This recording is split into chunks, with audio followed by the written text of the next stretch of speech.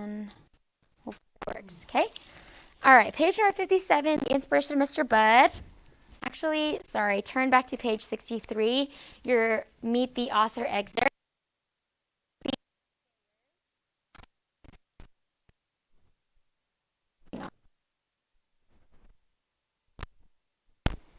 Okay.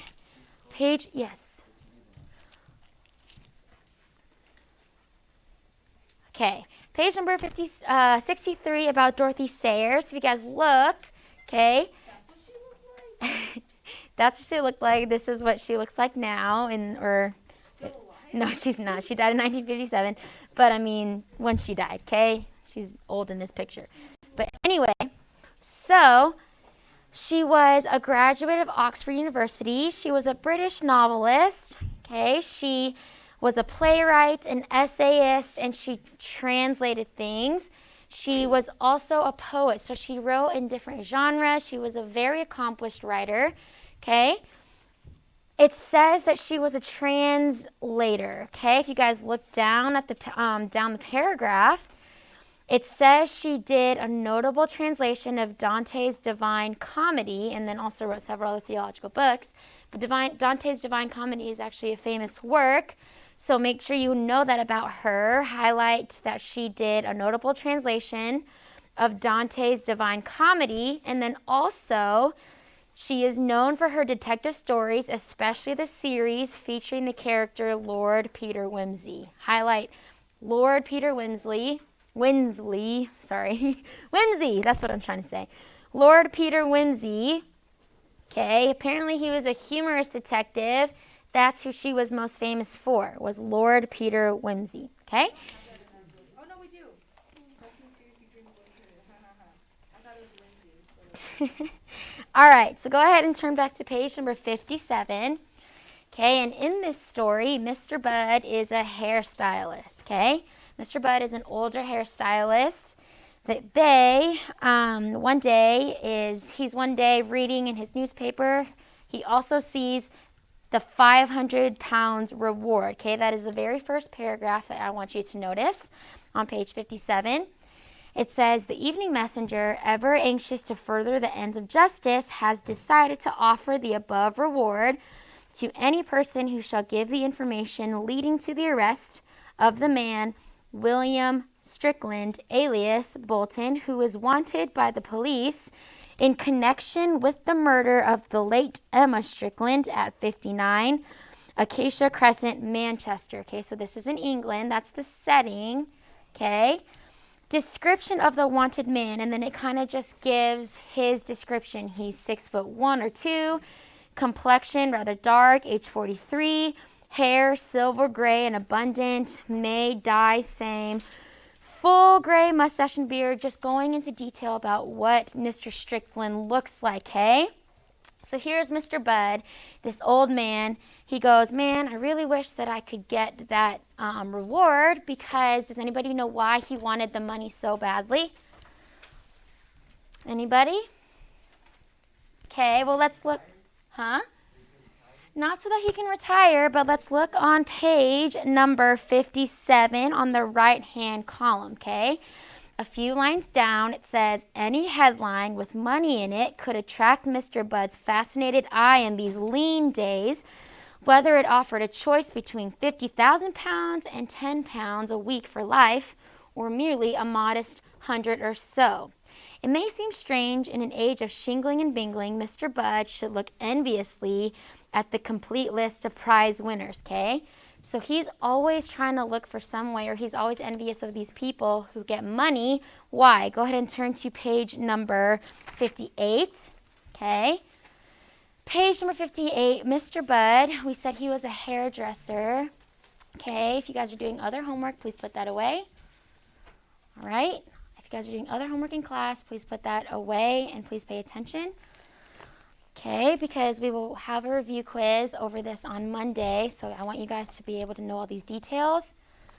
Okay, make sure you're paying attention, writing these down. All right, Mr. Bud was a hairdresser. Okay, so he was a hairdresser, but since he was old, all these new fancy hairdressing companies blew up around him. So Across the street, there was a fancy hairdresser. Then next to him, all around him, he had competition. So his business was kind of lean and it was really tight, okay? So not only that, his business was kind of in the red, okay? Look on the left-hand column on page 58, okay? It says, yet nobody came to Mr. Budd but the navvies and the young loungers and the men who plied their trade beneath the naphtha flares in Wilton Street. So nobody except for his regular customers came, okay? And why could not Mr. Budd have burst out into marble and electricity and swamped a fortune on the rising tide? So why wasn't he able to get money? Well, the reason is very distressing. We are on the left-hand column, the second to the last stanza. The reason is very distressing, and as it fortunately has no bearing on the story, shall be told with merciful brevity. Okay? Mr. Budd had a younger brother. His name was Richard, whom he had promised his mother to look after.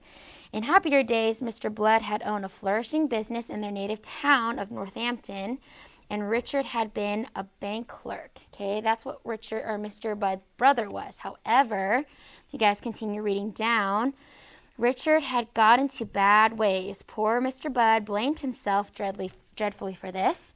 There had been a sad affair with a girl and a horrid series of affairs with bookmakers, and then Richard had tried to mend bad with worse by taking money from the bank. So you can imagine Richard was thrown in jail. So Mr. Budd, out of the kindness of his heart and his promise to his mother, paid a lot of his money to get Richard out of jail.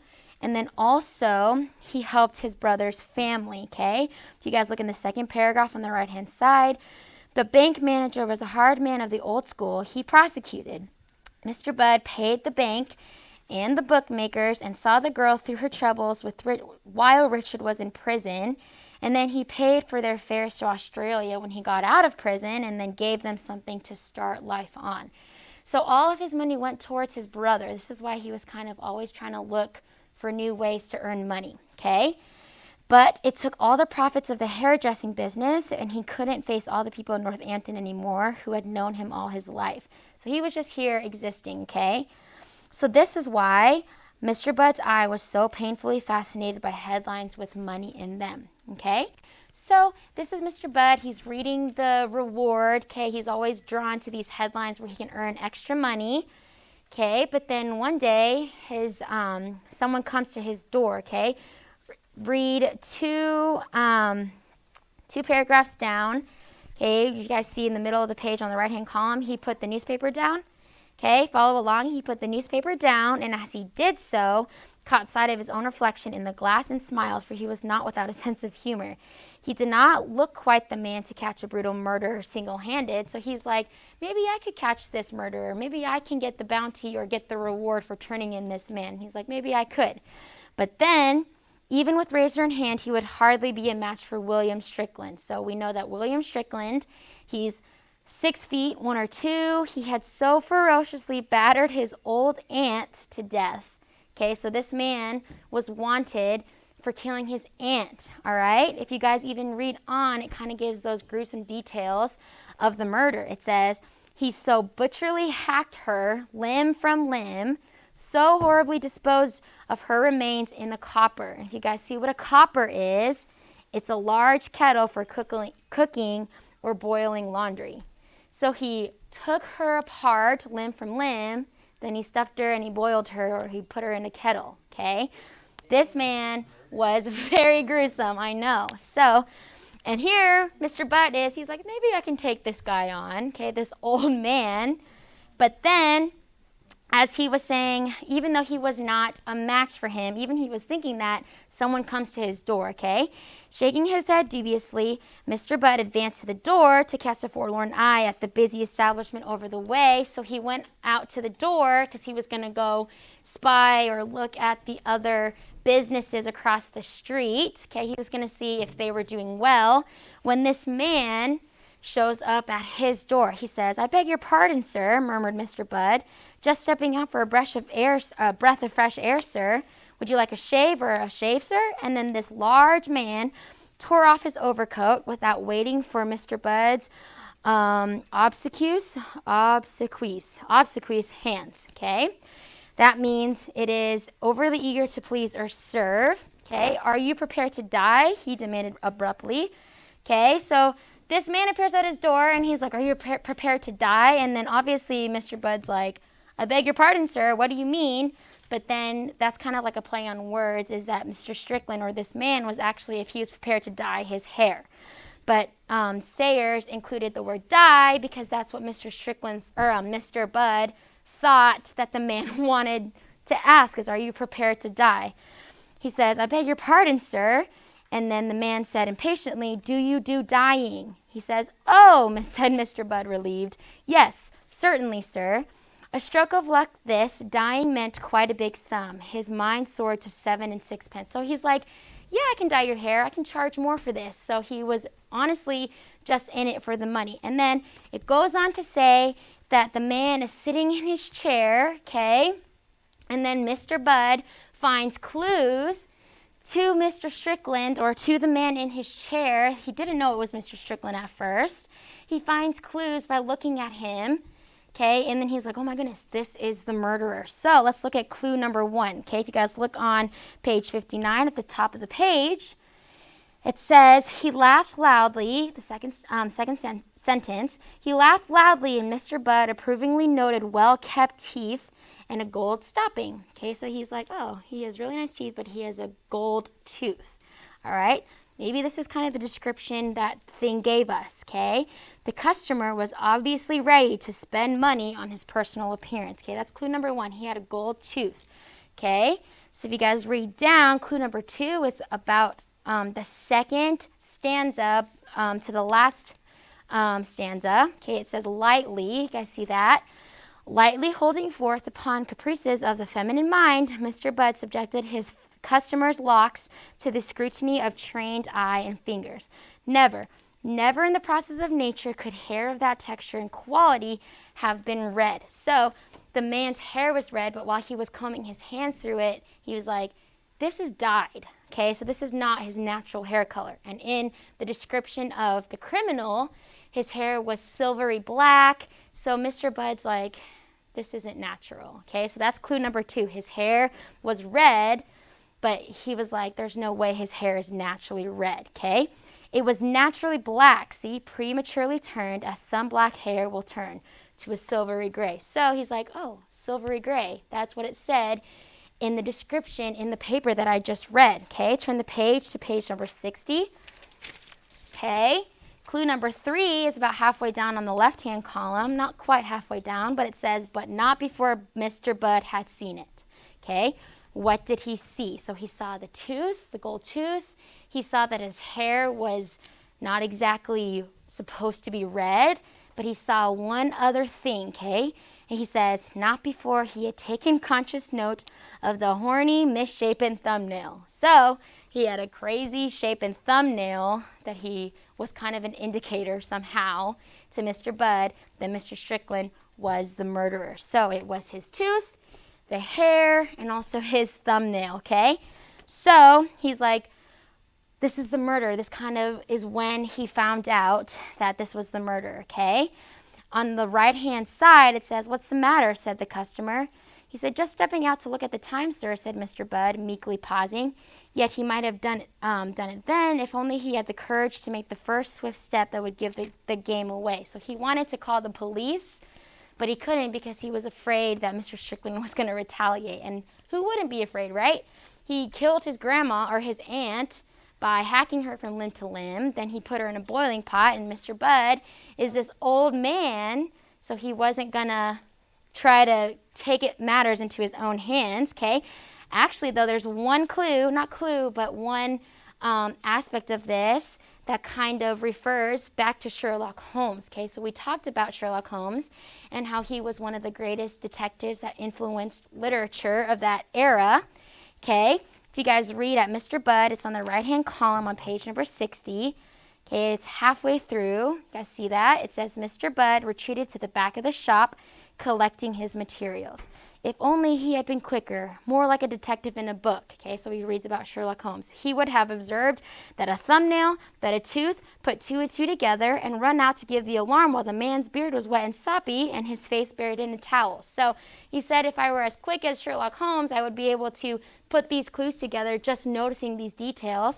Okay, that's what we said about Sherlock Holmes yesterday, was that Mr. Watson was the one who noticed these details, but Sherlock Holmes was the one that was able to put two and two together and then come to a conclusion right away. So he's like, if only I was as quick as the detective in the book.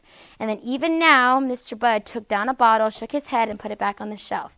Even now, was it really too late? So this is where he is considering, and he's trying to think of what to do, because he's like, the crook is in my shop. I can't let him get away, but I can't overpower him.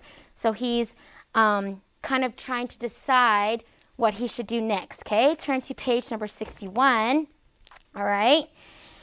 Halfway down on the left-hand column, he said, it was at this moment that the great inspiration came to Mr. Budd.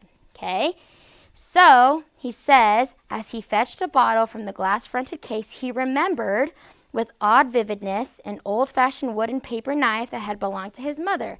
Between the sprigs of blue forget-me-nots, hand-painted, it bore the inscription, knowledge is power. So his inspiration, right at this moment, was that knowledge is power, because he remembered something from his past. But his inspiration, does anybody know his inspiration? What happened? He dyed his hair green. Yes, Mr. Budd decided to mix chemicals together because remember, Mr. Strickland came in and was like, do you do dyeing? Mr. Budd actually was like, okay, this is how I'll catch him. So what he did was he mixed chemicals together that would turn Mr. Strickland's hair green, okay? So he actually let Mr. Strickland walk out of the shop. Then he called the police. If you guys see on the right-hand column, the little like do, like that is kind of like a mimic of Morse code. It's not like you can pick up the phone and call the cops, okay? So the cops, he's talking to them, telling them what's happening. These cops are sending a message to all the ships in Europe to put that message out there that Mr. Strickland's hair, you can catch him by his hair because it's going to turn green. How would you not realize that someone dyed your hair green? It wasn't dyed green right away. It was like the kind of process, you know how girls, when they like bleach their hair and then go into a pool and then it turns green? Somehow that's why it was knowledge is power, and he knows how to do this stuff. So he put together his chemicals, and then overnight his hair turned green. So on the next page, on page 62, everyone's looking for him. He actually did get out of the country, Mr. Strickland did. He got on a boat, but when it docked, okay, on page 62 in the left-hand column, okay, at the top it says, all down the channel and all over the North Sea, up to the Mersey docks, out to the Atlantic, soared the busy mosquito swarm. So this is where they all were looking for Mr. Strickland, okay? Then, if you guys look a few stanzas down, it says, man on the board answering to the description. Ticket booked, name of Watson, has locked himself in a cabin and refuses to come out. Insist on having hairdresser sent out to him. Have communicated Austin police. Wait instructions. So this man is trying to get help with his hair. He's locked in the room. There's a suspicious activity of a man requesting a hairdresser. And so obviously the police are like, oh, this might be the guy. This might be our guy. So if you guys look on the right-hand column, okay, it says at the sound of the bolt, it's about a few stanzas down on the right-hand side. It says at the sound of the bolt being cautiously withdrawn, the old man stepped forward. The door opened a chink and was slammed to again, but the old man's boot was firmly wedged against the jamb. The policeman surged forward, so this old man took the policeman to the room, okay? The policeman surged forward. There was a yelp and a shot which smashed harmlessly through the window of the first-class saloon, and the passenger was brought out. Strike me pink, shrieked the boy. Strike me pink if he ain't gone green in the night. So his hair was green, and that's how they caught Mr. Strickland, okay? If you guys look down a little bit more, it said Mr. Budd got his 500 pounds. The Evening Messenger published the full story of his great betrayal, but he was kind of sad that he got caught because he trembled, fearing this sinister fame. Surely no one would come to him again. He said, I dyed his hair green. No one's ever going to come back to my shop. I'm ruined. But then the irony at the end of the story is he actually becomes more famous because people are thinking like, oh, I want them to dye my hair green. So you guys even see the Duchess of Winchester. She wants to be the first to dye her hair green because it says, and that awful Melchester woman is chasing me down the street. She's like, my friend or this woman is coming behind me. I want to get my hair dyed green before her. I want to be the first to dye my hair green. And so he actually becomes more famous. And he says, if you want it done, I can give you the number of Mr. Budd's parlors on Bond Street, but I understand it is a terribly expensive process. So that's the irony at the end. He actually becomes more famous. His shop does, even though he's freaking out that he's ruined because he dyed this man's hair green. So that is the story of the inspiration of Mr. Budd. So tonight for homework, you are to read pages 64 to, give me one moment. Let me read that last page. Pages 64. Sorry. Okay, pages 64. Oh, no homework tonight. Quiz on Monday over pages 57 and 63. Okay, I just gave you the story of Mr. Budd. We'll review on Monday, but there is a quiz over the inspiration of Mr. Budd. Okay, know the details of what happened, what color his hair turned, who the characters were, who the author was. That's on Monday. We will review right before the quiz, so hopefully you guys were paying attention. And then we will start the next pages on Monday, okay? Today, go ahead and, okay, so your homework should be on the desk if you have not turned in your vocab homework. So tonight for homework for vocab, please do your words 3A 2 times, okay? Your words 3A 2 times. From list 3A, your quiz will be on Tuesday. Okay? 3A, we've been going over these words. It's the ones where if the consonant or the suffix is ending or beginning with a consonant, your word is ending with a vowel, you get rid of the consonant or you keep the vowel. Know those exceptions to the rule. Yes? Spelling is to write your words from list 3A 2 times. Your words, your spelling words.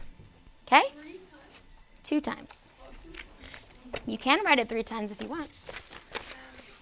Okay, so that is tonight. We will go over exercise A and B on Monday. So now you are able to take out your grammar books. Okay. We are going to do our quiz 4 worksheet. It's over pages 50 to 57. It's over quotation marks, apostrophes, just your rules, and then your possessive cases and your punctuation. Okay. It's on the quiz, so you'll be able to look at it. Yep, I said that yesterday. Well, you better get a good grade. Your book's open. I can guarantee, I have gotten 100 in this class before. Thank you. That's on the quiz.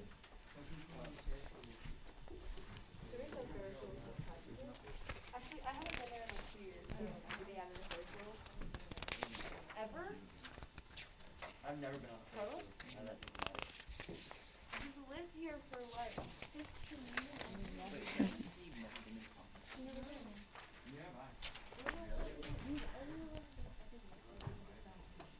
Oh, you mean like what happened last week? Who wrote this for me? I was like, did I write that? But I didn't.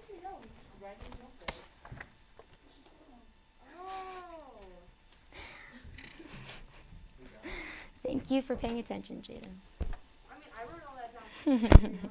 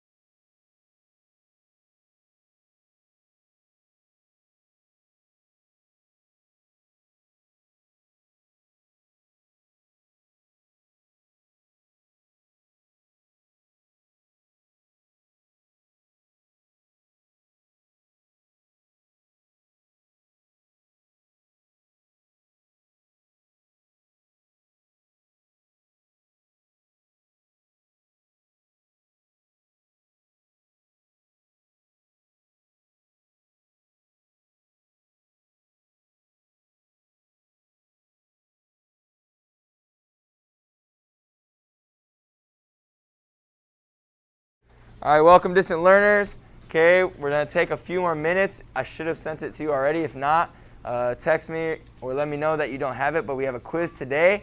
So we're about to take that soon. We're going to pray and then take that. Again, if you don't have that, let me know. I can get that to you, and you can just send me a picture of it and make sure you turn in a hard copy as well. But we're going to pray, and then we're going to take it. Are there any prayer requests? Any prayer requests? None? I have, oh, Gabby. For my grandpa and my aunt, they both have COVID. Grandpa and aunt, they both have COVID. Sophia? My Best friend's sister died. Gabby's aunt and uncle, right? No, Aunt and grandpa. Aunt and grandpa. I also have prayer requests. My adopted brother, Clarence, his biological brother, Josh, passed away this morning as well.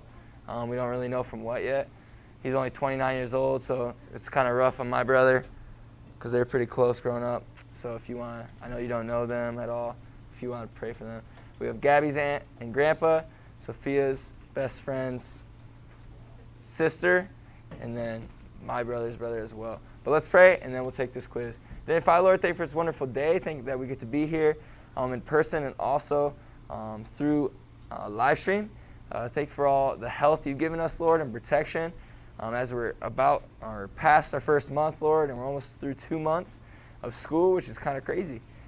Through a 6 month of doing nothing period. Thank you for allowing us to be here. Please help all of us, as I'm sure all of us have needs or wants or things going on, Lord, and you know all of our hearts and all of our thoughts, Lord. Please just give peace, comfort, and wisdom to everyone. But more specifically, please help Sophia, her best friend's sister, Lord. As she's going through a hard time, obviously, with that, please give that family and her comfort, Lord, as only you can give comfort in those situations, Lord. No matter what we try to do, it's just not enough. But please help them. Also, please help my brother Clarence, Lord, and Scotty, as their biological brother died this morning. We don't really know why yet, but he's only 29 years old, so it's pretty rough. Please give them comfort, Lord. Give them strength to lean on you.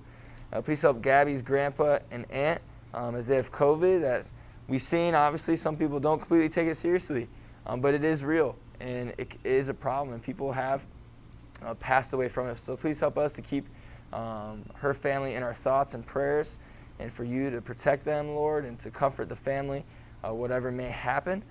Please just help us to have a good rest of the day. It's a Friday, Lord. Please help us to be able to learn, pay attention, and do well on this quiz, but also be able to have a good day, make some memories, and have a good weekend, get some rest, and have a good time. Please bless all the kids, Lord, as we're growing together. In Jesus' name, amen. All right. Any last questions before we take this quiz? Once I hand it out, you may begin, but there's no talking. If you talk, you will receive -5 points when you talk. Okay? If you are cheating, so if any phones are out and I see that you're on them, whether you think it's an emergency or not, and you did not ask me, it's an automatic 0. Some things I have to reiterate, not really for this class, but for some of my other classes, so I'm just going to say in this class as well. It's actually not. It's actually not. Well, it's them. It's the 8th graders. I'm not saying anyone. Usually the are the ones that get caught. But those are what we're doing, all right? So I'm going to be passing this out once you have it. Okay, no talking, and take it. Make sure our hoods are off in class. All right, if you have a problem with your phone, just put it on the desk, face down, so it's not even a problem. All right, sorry. Distant learners, if you have any questions, again, let me know. We'll be back in a little bit and probably cover a few notes or just introduce the chapter.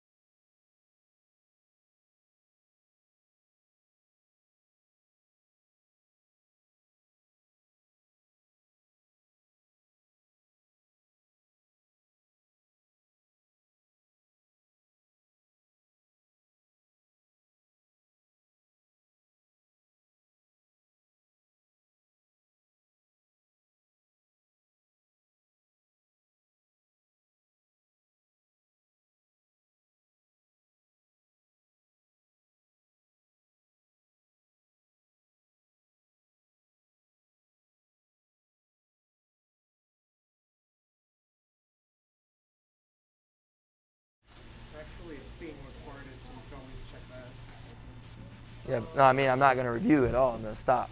That's what I'm saying. All right, here we go. Distant learners, we took that quiz. Hopefully you're able to take that and send that to me. If you don't have it, let me know. I can send it to you again. But I'm pretty sure I had already sent that to you. Yes, sir. No, they don't get that. Amen. What? Yes, sir. Quickly. All right, here we go. Test 2. Okay, distant learners, we're reviewing for our test on Monday. Okay, I'll send that test to you if I haven't already. I believe I have, but I'll send it again over this weekend. But we're going to review for that now.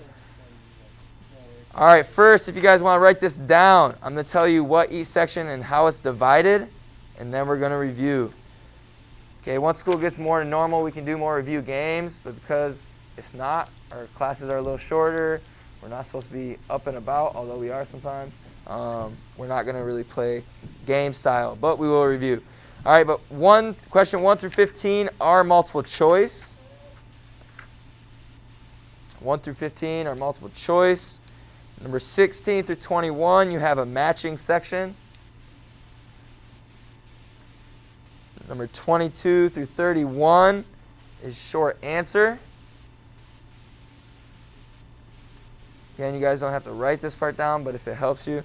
Number 32 through 40 is another matching section.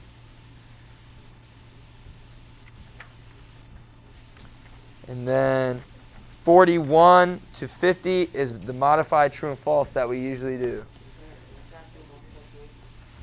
Come on, Austin, keep up, man.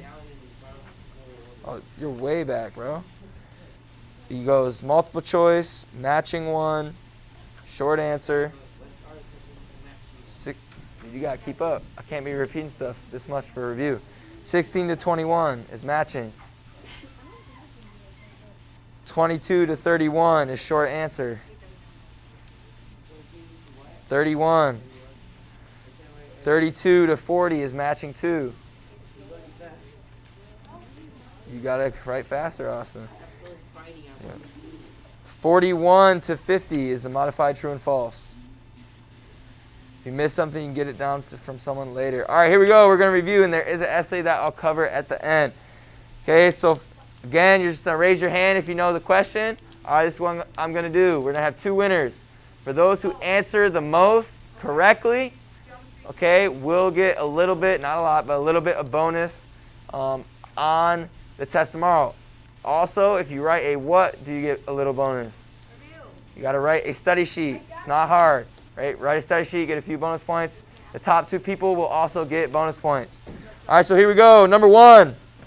We're just going to do ooh, should we do standing up? I got this. Let's go. All right, raise a hand. Basketball. No, it helps. Raise a hand. So first hand I see, I'm going to do the best I can. So if you're not first, don't complain. All right, here we go. Who built the greatest ancient civilization in African interior? Rick. What? You have to say go. You say go. All right, I'll re-go. I'll say go. All right. Actually, no, I'm not going to say go. When I'm done reading the question, so the question has to be completely read, you raise your hand. All right, but for that one, Rick. No. Do you want me to repeat the question? Oh, hands are raised. No. It is Kush, okay? If you got one right, just write keep track. All right, I'm going to do my best to keep track, but keep track. So that's 1 for Amethyst. Who built the greatest ancient civilization in Africa's interior? It is Kush. We had that today on the quiz. What did you ask? All right. Which is not a major river valley in Asia? Tigris or Euphrates? Indus, Huanghe, or the Nile? Amethyst. Nile. 2 for Amethyst. Next question. What did we specifically talk about in the book and the notes that Ahsoka did? Rick. Points to me. Amethyst. What did she do, Ahsoka? Who? Ahsoka? Ahsoka. Oh. It's not the one from the Avatar. That's what I was kind of thinking. I was like, Ahsoka. All right, 5 seconds. 5, 4. Japanese, they made the empire. Which one? Oh, the Tian. Next person. No, it's not that. They made the Chow Empire. No. All right, here's some multiple choice. Since we don't know that, if you've already guessed, you cannot guess again. Sorry, Rick. I let you guess twice, but you only can guess once. All right, so here's some options. What did Ahsoka do?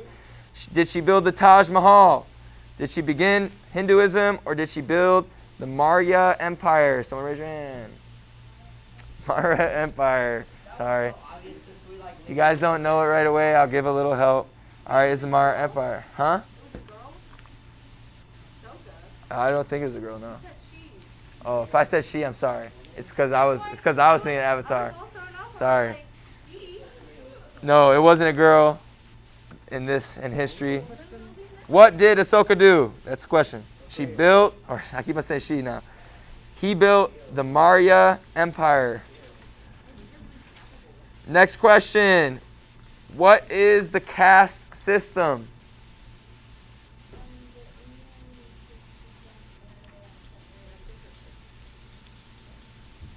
Keep on talking. Good enough. Okay, so specifically on the test, this is what it's going to say. Strict social structure of India. Basically the separation of people. Okay? But strict social structure of India. That is what a caste system is. Who built the greatest ancient civilization? Oh, we already did that one. What was China's longest ruling dynasty? Austin. Let's go, Austin. No, Amethyst. No. Chow. Lena is on the board. It is the Chow dynasty. That is the longest ruling dynasty. I should do negatives for answering wrong. No. Then Rick would be like negative. Then Austin would be like negative. No, you can't go below 0. You're capped out. All right, next question. Ancient India made its greatest contributions to civilization. Ancient India made its greatest contributions to civilization in the realm of what? Lena. Mathematics. Good. Lena is on the board for 2. I believe Amethyst has 2. And Avery has 1. Who? Avery has 2? All right. Again, keep track for yourself. I'll try to do the best I can, but keep track yourself. Be honest. Next one. What important African trade center became a famous center for learning and culture? Hands cannot be raised until after the question is ended. So, Jesse. Looking at you, Hannah, and Austin. It is Timbuktu. Jesse is on the board. What important African trade center became a famous center for learning and culture? It was Timbuktu. We already answered it. Next question. Who united Upper and Lower Egypt into one nation? Amethyst. Menes. Yes. Menes. That is 3 for Amethyst. All right. What important African city became an ancient or Egyptian center of life and one of great cities of the Arab world? I put it down and then Gabby. It is Cairo. I couldn't pause. Cairo. So I was like, the question is over. Then Yes, sir. he kept talking, the question is not over. Egyptian. That was Egyptian center of life. Cairo. All right, let's keep on moving as we're running out of time. I'm trying to get through most of the test. Again, we're not going to get through the whole test. Okay, you still have to review your notes. Okay, we're going to get through most of it, but not all of it. I'm going to try to look for harder questions now. So easy ones I'm not going to cover. You have to study your own. The Book of the Dead is important in the history of who? Amethyst. Egypt. The Book of the Dead is important in history to who? Egypt. What dynasty inaugurated India's golden age? Amethyst.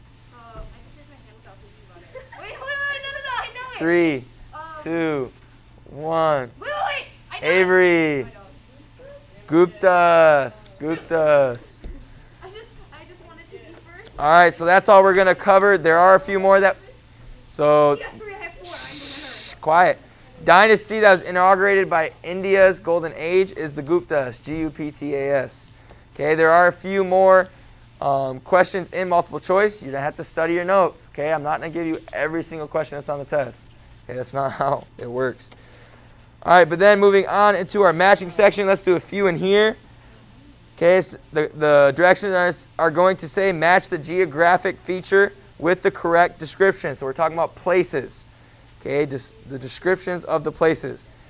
What place is the longest river in the world? Gabby. Nile River. What is Africa's longest lake? No. Oh, it's actually Savannah. Oh, you're going to say that as well? What did you say, Avery? Tanganyika. I didn't give it to her. She said she's going to say what you said. So, Avery got it. It was Lake Tanganyika. That is the longest lake. Okay, what is Africa's highest mountain? Amethyst. Mount Kilimanjaro. All right, and there's a few more in there. Okay, like we need to know the Sahara Desert. Let's see. What other ones do you need to know? Mount Fuji. Okay, those are some other ones you need to know. We're not going to cover all of them. Okay, so just so you know the geographical places we talked about. Okay. Now the next section is going to be short answer. So we're going to do a few of these. I'm going to try to find the harder ones. Okay, this could be anything random from chapters 4 to 6. Okay, so you're going to have to review it. All right, let's try to find the harder ones. What? Let's try to find the harder one. The harder questions. My hand will still be up first. I won't get it. All right, here we go. What false religion, founded by Siddhartha Gautama, tries to reach a state of nirvana? Amethyst. It's oh, I got 3, 2, 1. What do you say? It is Buddhism.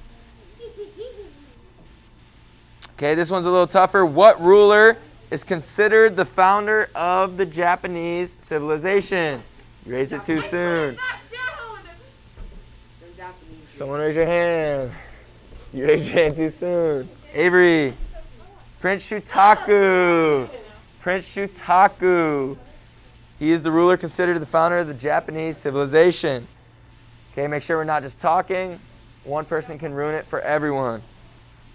All right, another harder one maybe. Who was the Frenchman that was able to decipher the hieroglyphics of the Rosetta Stone? Jesse. It was while you were talking. No, he What was that? he stopped. He raised it right after. Champollion. It's Champollion. To spell that, it's Champollion. Everyone else saw that, right?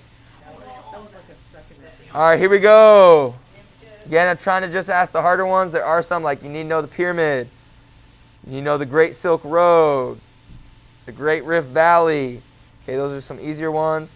You need to know what a Japanese warrior is. Pretty easy. What is a Japanese warrior? That's not an actual question. I'm just samurai. All right, here you go. This one's a little harder. What two terrorists, or not terrorists, sorry. What two Bin Laden. No, I'm just kidding. What two territories succeeded from India to become independent states? No. Answer this. You gotta name two of them. What two territories succeeded from India to become independent states? You need both. Gabby. Gabby. What? Oh, that's half. That's half. Avery. What? Pakistan and what? Turkey. Bangladesh. Sir, you can both get a point for answering one. It is Pakistan and Bangladesh. You need to know both. So the two territories succeeded from India are Pakistan and Bangladesh. We're starting to talk too much. If people are talking, one person can ruin it for everyone. We will just not review anymore. That's okay, I'm winning. We can stop now. It's Bangladesh.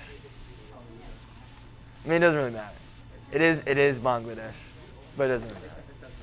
It doesn't completely matter. Yes, ma'am. 1050 or 1050. No, 1050. You guys always think it's 1040, but it's 1050. Every day, yeah.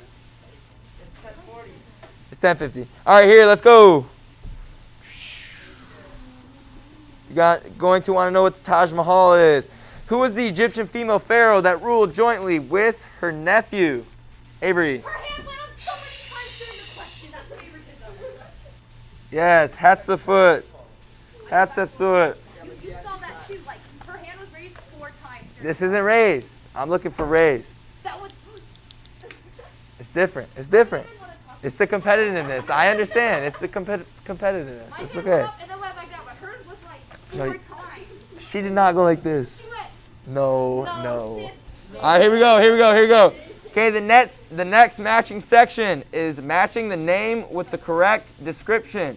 Okay, so it's going to give you a description. It's going to have a list of names. Okay, so here we go. Who wrote the oldest surviving hymn? Austin. Clement. Okay.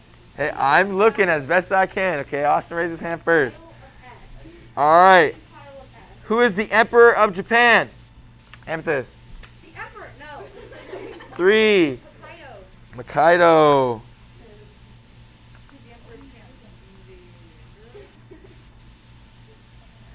Who is the great pharaoh whose pyramid is the largest? Amethyst. No, Douglas. Gabby. Cheops. But yes, it's Cheops. He's,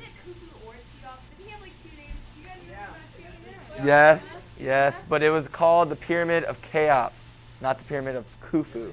It's called the Pyramid of Cheops. But yes, it is Khufu. But in the test, it's gonna be Cheops. But in the test, it's gonna be Cheops. So you don't want to know it's Cheops. Yeah, I know it's spelled that way, but I'm pretty sure it's pronounced Cheops. I might be wrong. If it has the pronunciation in the book and I'm wrong, I'm wrong. All right, here we go. Who was the first emperor of United China? Oh, Xi Huangdi. Shi Huangdi. Shui Huangdi. It's S-H-I-H. Huang, H-U-A-N-G, and T-I. Shh. You guys should know that one. Yes, sir. It's S-H-I-H, so Shi, Huang, H-U-A-N-G, T-T-I.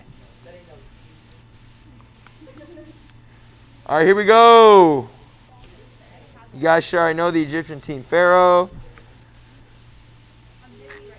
You guys should know that one. Who established the Mughal Empire in India? Eastbow. 3, no. Shoot. Who established the Mughal Empire in India? You just like stop talking. Come on, Isaac, I know you know this one. Come on, it starts with the letter B. Babar, Babur, whatever you want to call him.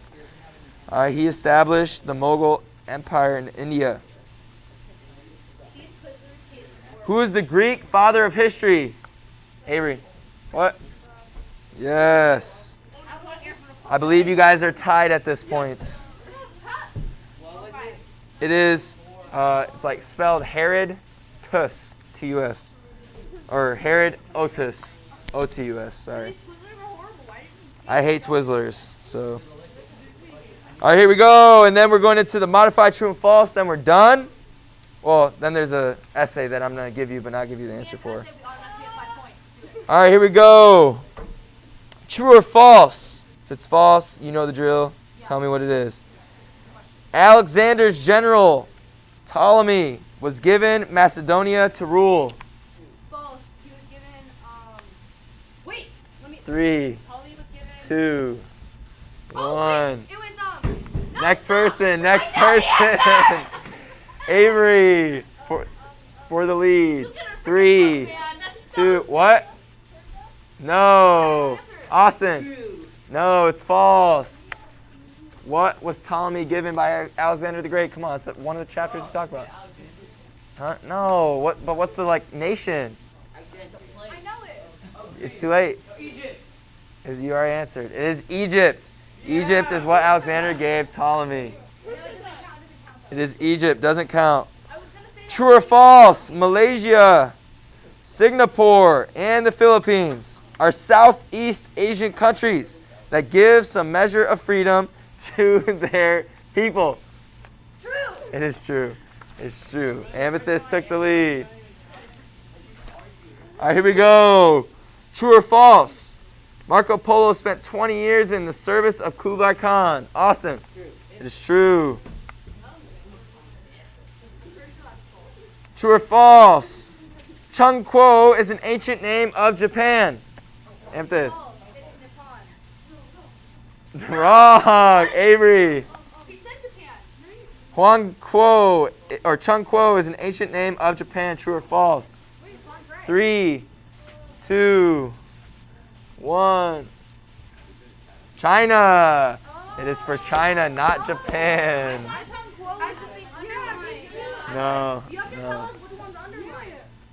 Oh, sorry. It was after the time. Well, Chung Quo was true. All right, here we go. True or false? The Hyksos ended the old kingdom of Egypt.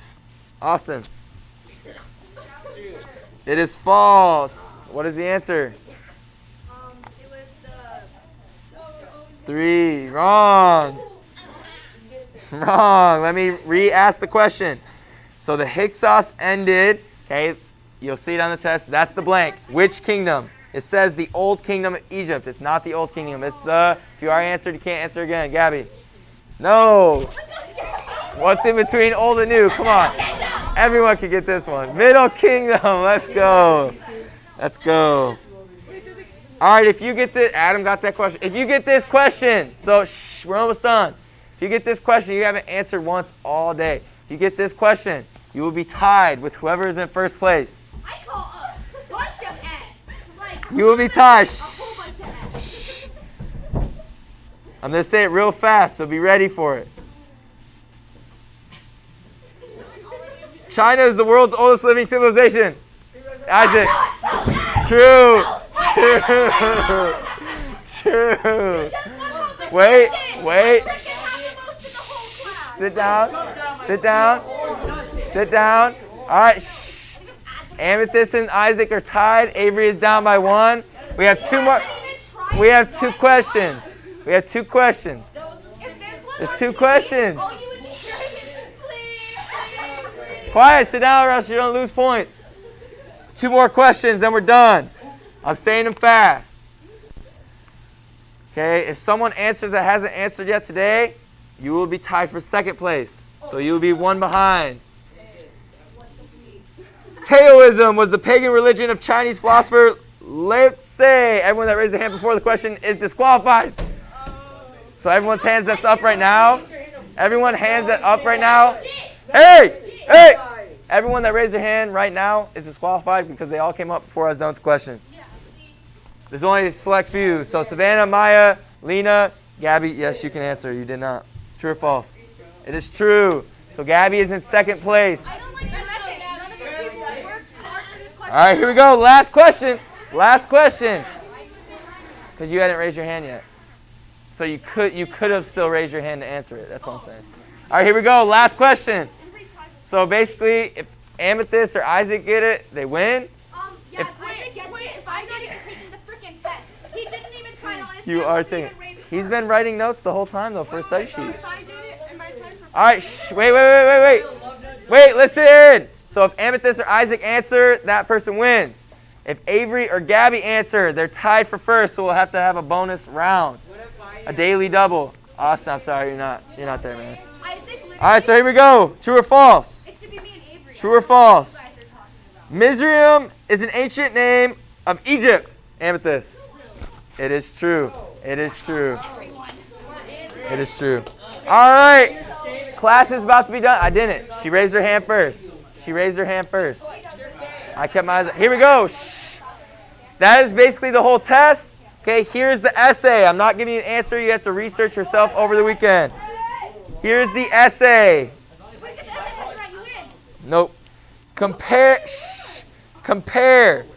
Hinduism with Buddhism.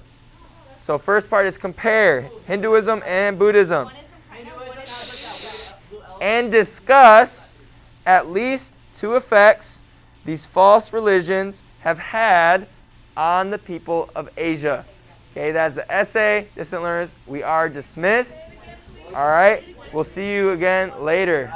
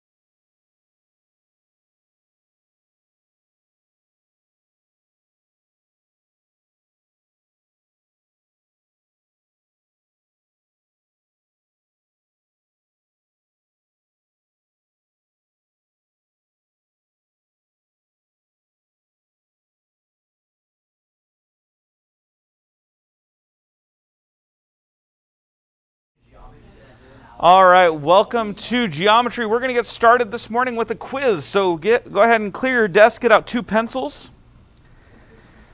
And we're going to take quiz 8, over 1.26 through 1.27. So quiz 8 over 1.26 through 1.27. Distance learners, you've been sent information on how to take that quiz online through My School Works. So make sure you guys go through and do that. But here we're going to go ahead and take that, and then we'll be back when the quiz is over.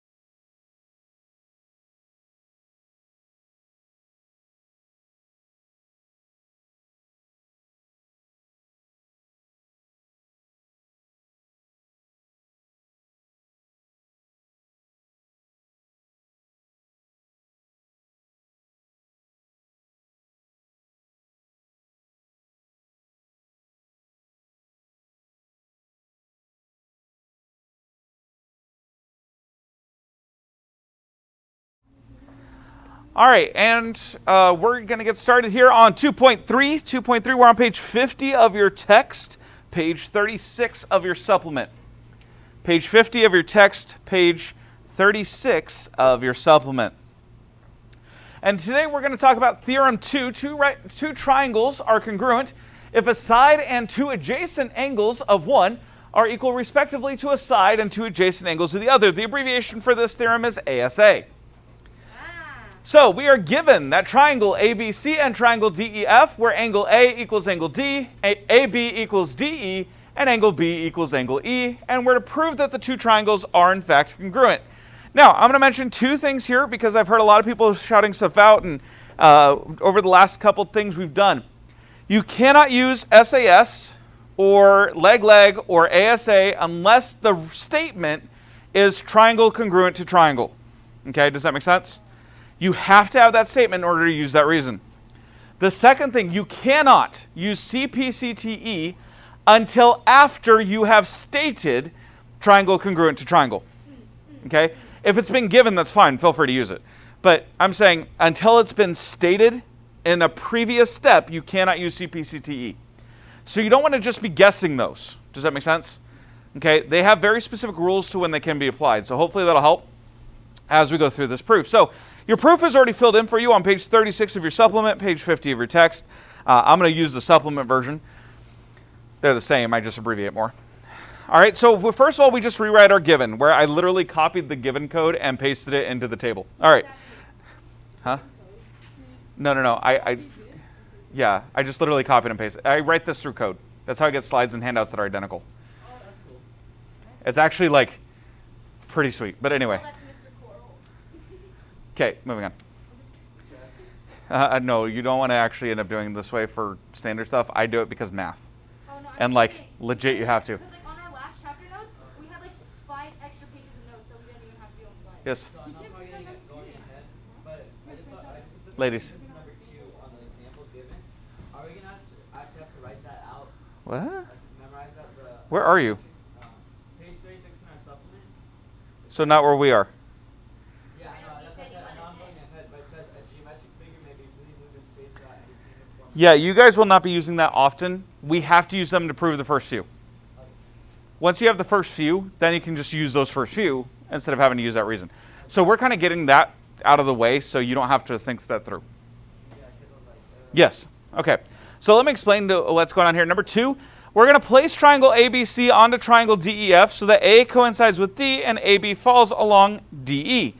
Because we can a geometric figure can be freely moved in space without any change in shape or size. So we can literally cut one out, move it onto the other one, and make sure everything lines up. Okay? That's basically the method we're using here. Again, you guys will not use that method. We're using it right now to make sure that, or to get enough proved so you don't have to. All right? So that's the geometric figure can be freely moved. Now, because we do that, point B must then coincide with point E by the definition of equal line segments. AC must fall along DF and BC must fall along EF by definition of equal angles. How is that? What's that? The lines are made to coincide when you line it up. So everything has to coincide there. Point C must then coincide with point F because two lines can intersect at only one point. Then AC is equal to DF by the definition of equal line segments. We made all the endpoints line up. If the endpoints line up, they're equal line segments. So how can we use the same thing for 3 and 6? Because we needed it twice. One was using that to state where my endpoints were. The other one was saying I have my endpoints, now that means my lines are equal. Different lines, so it's not circular reasoning. Okay, but you are allowed to use the same reason more than once. But then if we have to side angle side. Right. And so basically all I did was prove side angle side rather than proving that everything coincides. All I did was get another side, prove it equal, and then we have side angle side. Question, on 2.3, it says angle side, proved by angle side angle. What's that mean? That's what we just proved here. So now you can start using angle side angle. So now you have, if you have angle equal to angle, side included, and an angle equal to angle, so the sides have to be equal, okay? Can you put theorem 2 in real English for a second? If you have a set of angles, a set of sides and a set of angles where the side is in between the two angles. It's very important. Because angle side angle. Right. As long as you have those matching three parts, the triangles are congruent. Okay, so if it was like opposite, and let's say like E, or like let's say like, I don't know how I would do that, but let's say they were touching, and then it was an angle, or side, angle side, so B and D were touching. Then What? Okay, I don't know, but we're going to move on for now. Yeah, that's a good idea. All right. Now, one thing that I haven't really gone through a whole lot in here yet is the other step of the proof. You'll notice I've done given, prove, and then I just prove, okay? Because this is the first couple. We're trying to show you guys what a proof looks like. We're trying to show you what everything should look like filled in. We're showing you that for every statement I must have a reason, okay? Does that make sense? Like, I'm trying to illustrate this. But it's not necessarily how we come up with them. Okay, there's an in-between step between this, hey, try to prove this thing, and the actual proof. And that step is analysis. This is a pre-proof planning step that can greatly help solve proofs by guiding one's thinking down the correct road to the solution. Basically, the way I tend to think of it is it's a backwards proof. You start at your have you guys ever been trying to solve a maze and started at the exit? Nope, I always start at the beginning. Oh. You're supposed to. No, I did that one year with the To me, it's always easier to start at the exit and work my way backward, or at least work my way halfway, and then I know how to connect it, okay? And so kind of take them both sides, okay? You just trace it with your finger first, and you're like, oh, that's the way. Yeah, basically what we're doing, okay? So with our proof, we have to start the line at start and end at the end. However, with analysis, we can start with whatever we see and start connecting dots. Does that make sense? Yeah. So then we have a roadmap for how to develop our proof. You didn't have to tell us that. I'm pretty sure we all know what analysis is, right? Okay, well, I have to go through it. Analysis questions begin with the conclusion and work backward to the given. What are the ways to prove the conclusion? What opportunity or what things do I have that can work for me? Which way seems to apply to the situation? What information is missing to be able to prove it? How can the missing parts be found using the given? That's really the set of questions you want to go through and ask yourself to set up a proof. Okay? This is the set of questions you really want to ask yourself before starting a proof. As in, when you're doing your homework and you have a blank proof, you should probably go through and ask yourself these 4 questions. Douglas.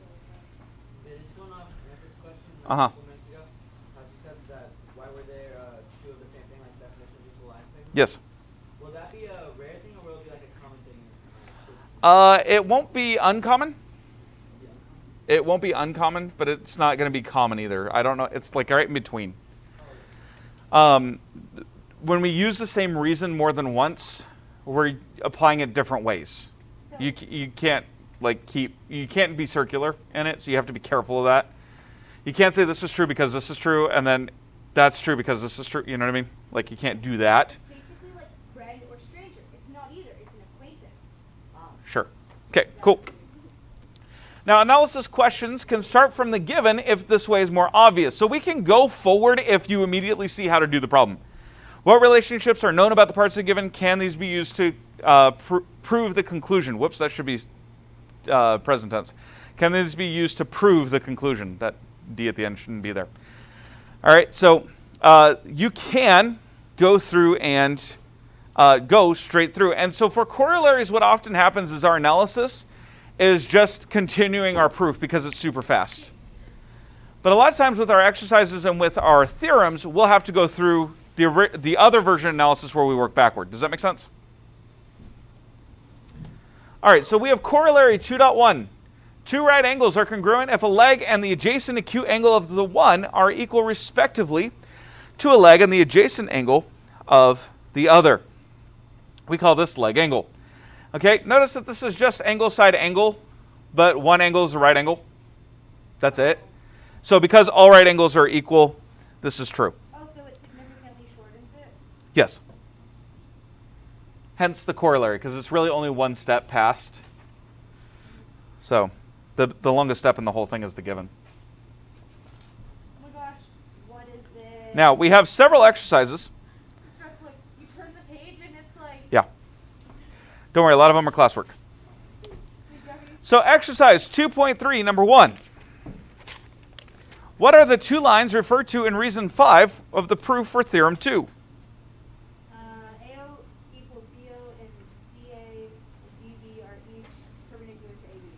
What? Oh, that's not what.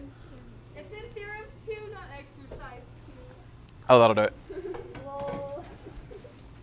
I was wondering what in the world you were doing. Okay, what do lines refer to? Yes. So which two lines are we talking about are intersecting there? That's not in theorem 2. Yes, it is. Two triangles are congruent if the side of two adjacent either. Reason finds in the theorem 2.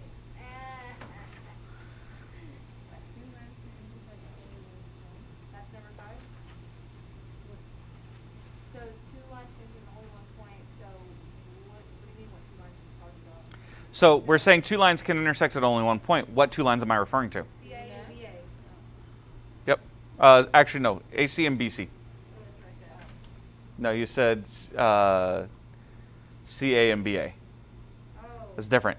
BC. Why BC, is not it- BA. Why is it going to point C? Huh? Those are the 2 lines going to point C, aren't they? Yes. But then how come You said BA as your second line. It's BC. Why couldn't it be BA? Or A? Because that's not touching point C. Oh, ha ha ha. There you go. Wait, if I said AC and AB, then it would still count. No, because those would be meeting at point A. Yes. Yeah, but we're talking about point C in the reason, or in the statement. Wait, there's that. Okay. That makes sense. So AC and BC are the correct answers there. How do we know we're talking about C? Oh, because it's point C. Ha ha ha. Okay. There you go. Glad to help. Number 2, name all the corresponding lines and angles that are equal in the triangles of theorem 2. Oh goodness, it's all of them. Why is the more important question? Why are they equal? Angle AB or triangle ABC is equal to angle or triangle. No, that's what the congruent symbol is for. Anyway, so list these and then tell me why are these parts equal? So triangles are congruent to all the further. Yeah, CPCTE. Wait, angle A. That's when you use it. I was just using angle B equal to angle C.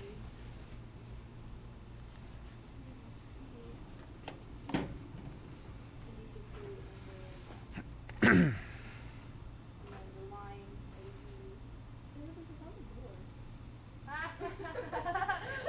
I'm flipping back and forth, but I'm still saying it in order. So.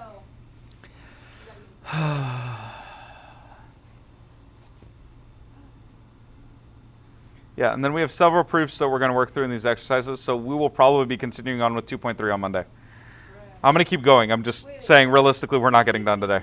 Corresponding parts of congruent Oh triangles are shoot, equal. there really are a lot. Yes. Corresponding There's parts 8 of exercises. congruent triangles are equal. Yes. Yeah, okay. There's 6. There's a lot, yes. There's 16. Yeah. And that's just the classwork. Pages. Flip the page. And that's just the classwork. Look at this. Oh, wait, no, I think it just numbers through 16. I don't think there's actually 16 of them. Oh, there is. It just There's actually 4, 5, 6, and the 7, 8. Okay, yeah, it just goes through number 16. And yes, you are doing, okay. At some point you will interact with all 16, but most of them we're doing in together as class. We also have one. But a lot of it, some of it is homework. So some of it's in your homework section. Guys, we also have 10, 11, 12, and 13 in the homework because 2.3 has a section in the homework section. Yep. So it'll be great. It'll be great. So that's why we're going through so much of it in class, though, is to get you guys some practice before you're on your own. Okay, number 3. In the figure, CA is equal to CB and CD is equal to CE. We're to prove triangle ADC congruent to triangle BEC. So first of all, we have our given, which is what? Oh, whoops, I asked for the wrong side of the proof. Yeah, that's correct. Yeah. So first of all, we know that CA equals CB. Why? It's given.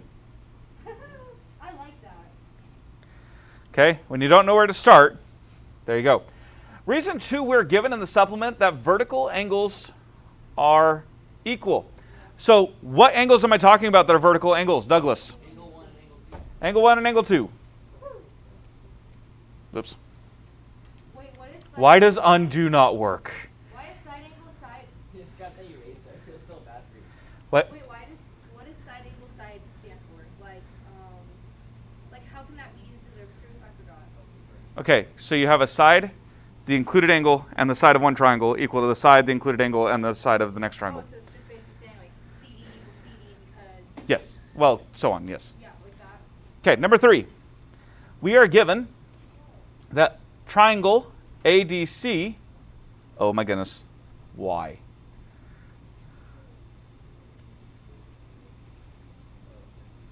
Just going to start that whole thing over. Triangle, I don't know if that's any better, ADC is congruent to triangle BEC. Why? Okay, what are my two angles? Nope, that's the corresponding angles. So it's a single pair. You got to remember each of these letters refers to a pair. So a pair of sides, a pair of angles, a pair of sides. A pair of angles, a pair of sides, a pair of angles. Does that make sense? So what are we given here? What do we have? ADC and BPC. Right. Okay, so do I have, huh? When we have quizzes and tests over proofs, can we use our supplement? For the proof part only? Yeah, that's Oh, what thank goodness. Oh, I agree. Hold on, because hold on. I'm not necessarily going to commit to that right now, because I may allow you guys to use the back of your book instead, where it's got that whole list. So I need to figure out which one I want to do. So I'm not going to commit to that right now, but I'll let you know before your test. Okay, so looking at these two triangles, okay, so we're looking at this triangle and this triangle, right? Okay, so if I'm looking at those two triangles, what do I have corresponding parts of? Douglas? Oh, Wait, no, I no, know what number 3 is. Yeah, what is it? LA? No, we don't have right triangles. I get it. Gabby? It's actually side angle side. Right, it's side angle side. Because those two sides, those two lines are the same. The one line is the same, and then 1 and 2 are the same. This pair of sides, this pair of angles, And that's this not- pair of sides. Yeah. Okay? That's what we mean. So anytime we have ASA or SAS, we mean a pair of sides in two triangles, a pair of angles, a pair of sides, or for ASA, pair of angles, pair of sides, pair of angles. Correct. And you'd have one side. Well, at least one I side. know number 5. All right, well, before we get there. All right, part A, to what angle does angle D correspond? Good. Mark said Daniel said. And to what line is AD equal? Yes. BE, but yes. Why? Because A is first, and then B, so you could do No. I know why it's in order. Why is this equal? Oh, good. CPCTE. Good. CPCTE, because we just proved those triangles congruent. Until it's proved, we can't use it. But once it's proved, then we can use it as much as we want. CPCTE for the next 2, the next 3. We'll get there. All right. Okay, since this is so complicated, time is going by so quick. It's already 11:30. Yeah. Oh, shoot. Exercise 2.3, number 5. I told you guys we're not going to finish today. It's okay. We're still on. I'm trying to get this though. You're right. I'm so confused. I am but on I'm the trying to get a wrong little bit thing. more. I'm on the wrong thing. All right. Exercise 2.3, number 5. In the figure, AO is equal to BO. That's what these tick lines mean, by the way. Okay, when you guys see that, that means they're equal. Okay, and they're the corresponding ones. So a lot of times I'll mark it in the diagram. So AO is equal to BO, and CA and DB are each perpendicular to AB. So in other words, here and here. Okay, so I'm filling it into the diagram for now. We're to prove that we're to prove four things. Okay, first of all, that the two triangles are congruent. Then that AC is equal to BD, CO equals DO, and angle C equals angle D. Now let me ask you this: if we prove the triangles are congruent, the other three follow, right? Because we can just use CPCTE at the end and be done. Okay, so I'm not going to focus on the other three. We're going to focus on proving the triangle is congruent. And then we'll do it, but I'm just saying we don't need to think real hard about it. All right, so let's consider this. Now, I'm given sides, and I'm told, and I have vertical angles. Notice that. I'm going to have vertical angles based on my diagram. So if I have a side and an angle, and look, does anyone else notice what else I have? Yo, I already mentioned that one. So that's the pair of angles I'm talking about. Right angles, which means I have what? Right triangles. You have an L, whatever. I can use LA.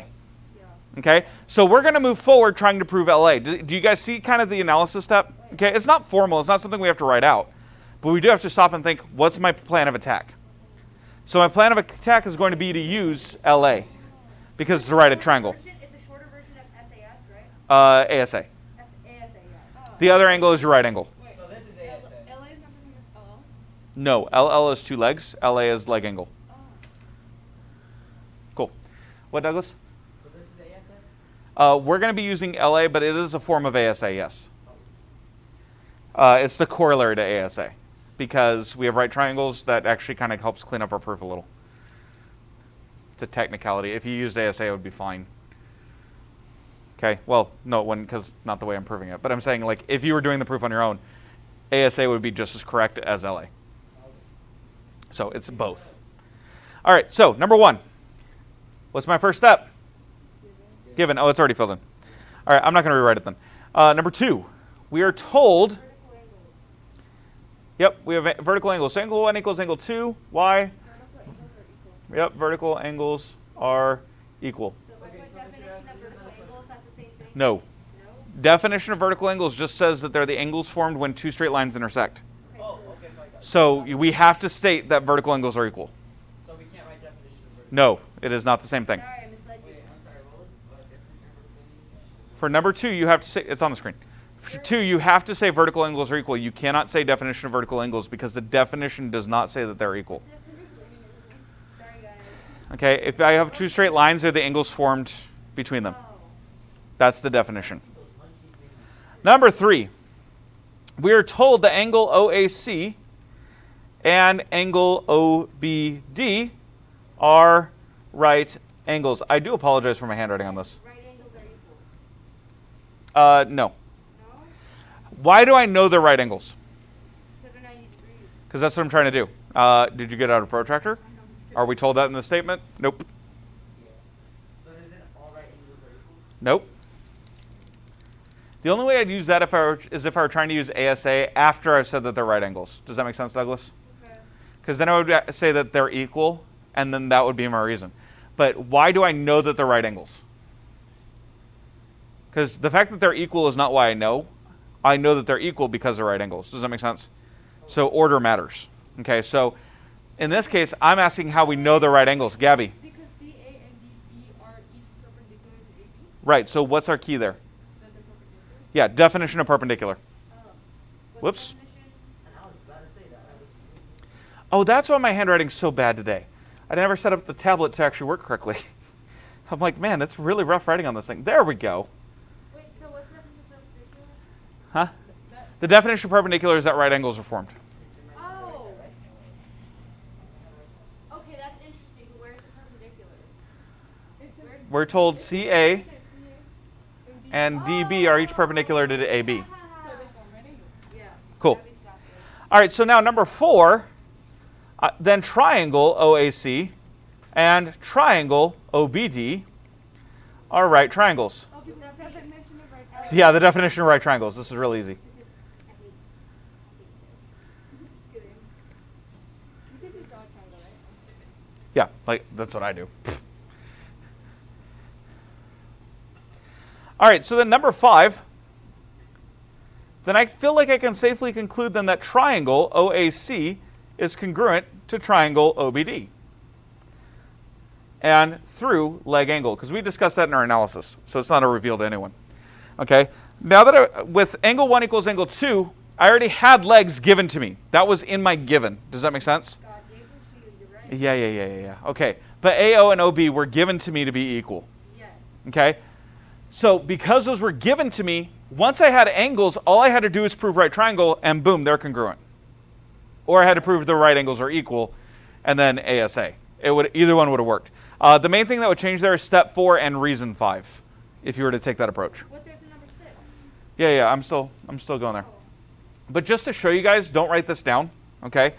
But just to show you guys the ASA method, if number 4, we would just say that angle OAC is equal to angle OBD.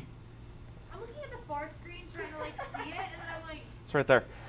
Anyway, and then instead of that, we would just say all right angles are equal, because we established that they're right angles. And then we would just say ASA. Does that make sense? Both would work just fine. Okay, so That's the only difference between the two methods. say that this question was on a test, right? Yeah. Or like a quiz, and I put definition of right triangles and then put ASA for number 5. Would that still work? Technically, no. I'd probably give it to you, but technically, no. Because ASA, you haven't established equal angles for your other pair of angles. Does that make sense? So you need to use LA. So if you're going to go the right triangle route, you have to use LA. If you're not going the right triangle route and you're just trying to go for equal angles, then you use ASA. Okay? So, stop. Okay? So, number 6, what's the next conclusion I can make then? Angle OAC and angle OACB are congruent. We already did that though. That's in one version of the proof, but that's not necessary. Because CP, CP, whatever, that long thing Yep. got corresponding parts. I just wanted to be exact. Because these are all the same reason, they can all be the same statement separated by commas. Okay? And that's, again, because CP, CTE. Okay, you know, I was wondering that whole time. I was like, how come we're not talking about the rest of the angles or the lines? Because we prove them congruent. Well, we prove the rest of the angles and lines equal by proving everything else congruent. Okay, so that red is the alternate reality version, if you will. Okay, and it's just as correct. That's the only differences between the proofs. That would be it. So just showing you guys that both would be correct there. And give me just a minute, please. All right, and that's where we're going to end today because we're out of time. No, your homework will be due at the end of 2.4. That will also be your test. So next week, expect your homework to be due. Expect test 2. Okay? It will be next week at some point, but I don't have lesson plans written yet, so I don't know exactly which days.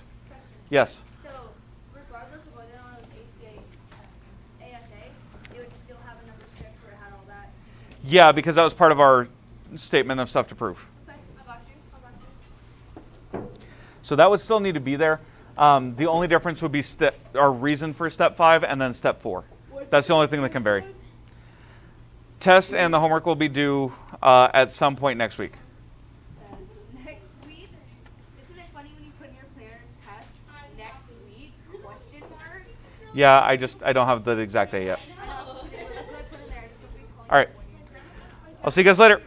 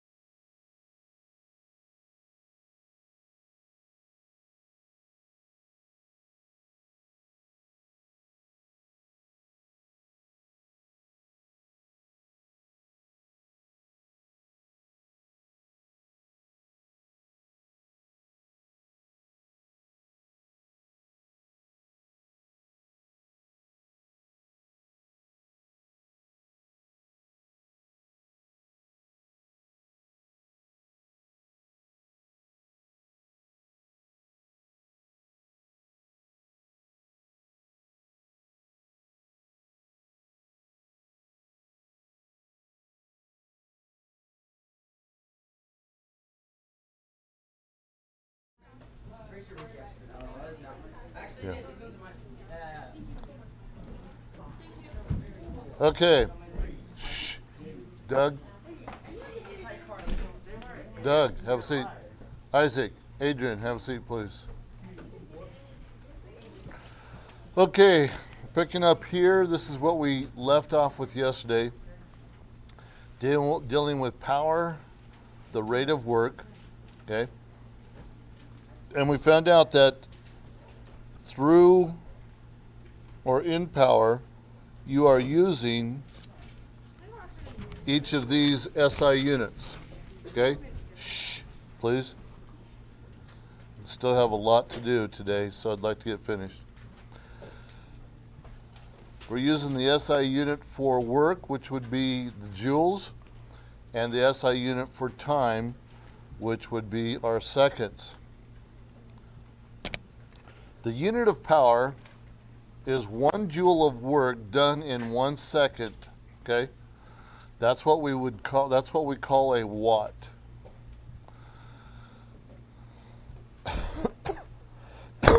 One joule being used in 1 second of time, okay? Called a watt.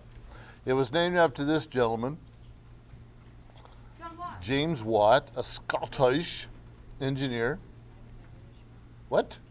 What? What? She needs a baby. Yes, go. Okay. Now it started out because he's famous for in the improvement of the steam engine. He devised what's called the horsepower. Okay, that's what we have in idea today. An engine putting out enough work, creating a horsepower of result. Shh. Horsepower is an FPS unit of power. So from his estimate, he estimated this basically by a horse can lift 550 pounds at a distance of 1 foot in 1 second.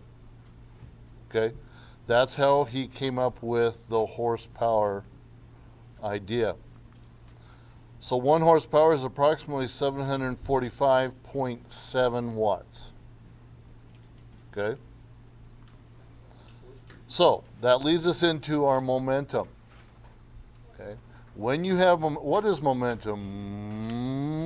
Before we get into a definition, what is momentum? Ricky?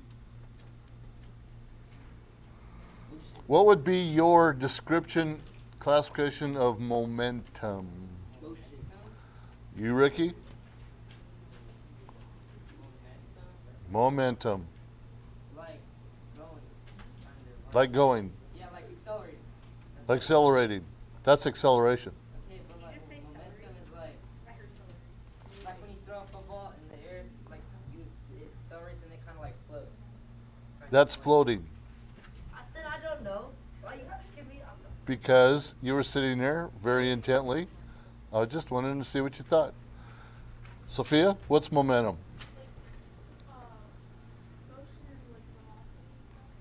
Motion, velocity stuff? Maybe it's the quantity of motion. The quantity of motion? Maybe. Adam? Shh. Hey. Hey. Can't hear. What? The buildup of speed or how fast it's going? Okay. Adrian? The product of an object's mass and velocity. Cheater? Cheater, you look at your nuts. Momentum. The product of an object, shh, hey, the product of an object's mass and velocity. Okay? So how fast something is basically going in the direction that it's going. Okay? Hmm? Is this going to tie into physics? It does to some extent, yeah, Oh, great. but not to that extent.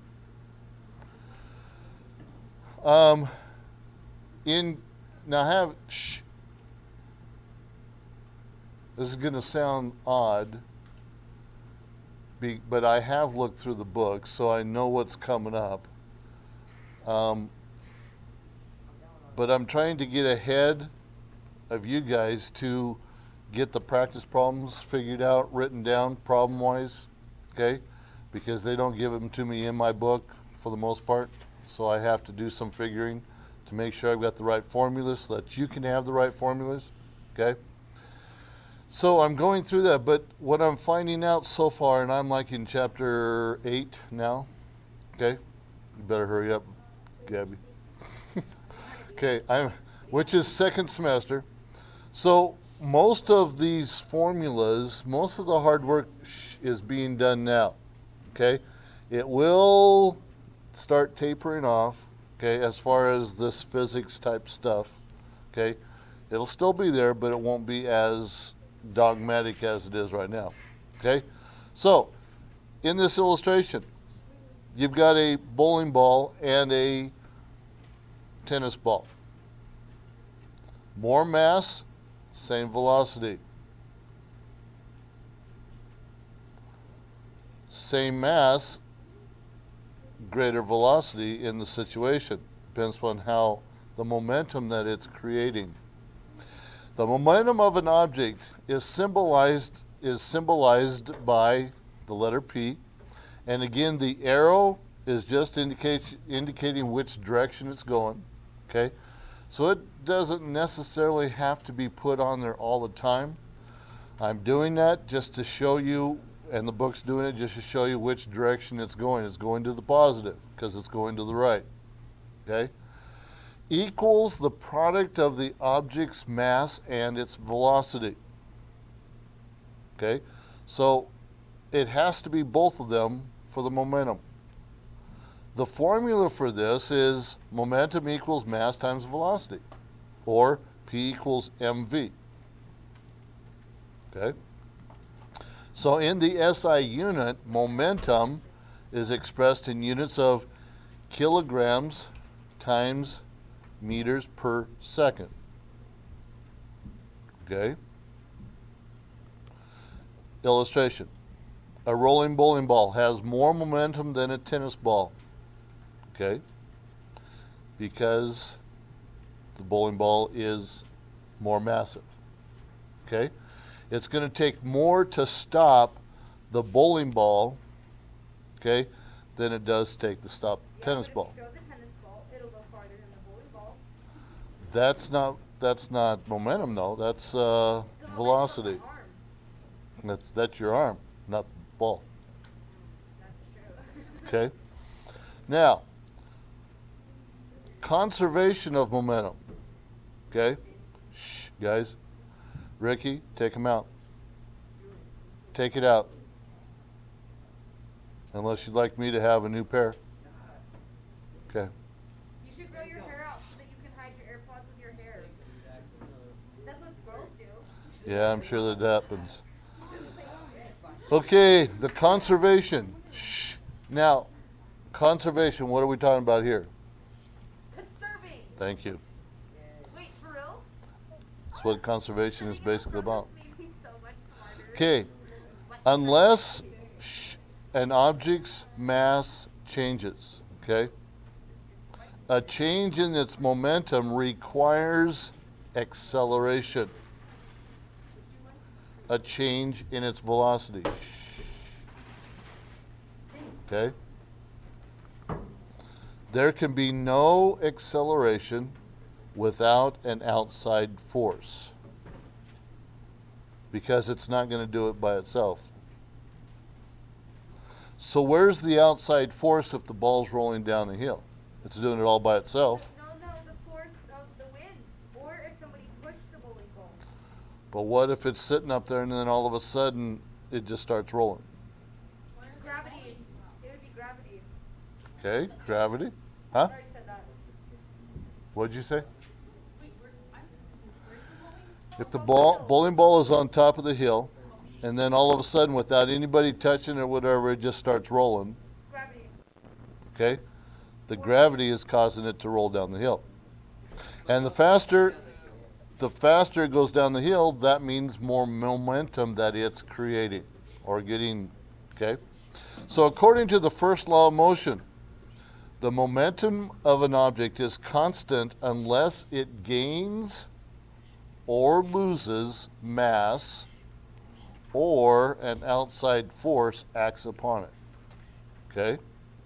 So, that bowling ball at the top of the hill is going to keep rolling until something stops its momentum.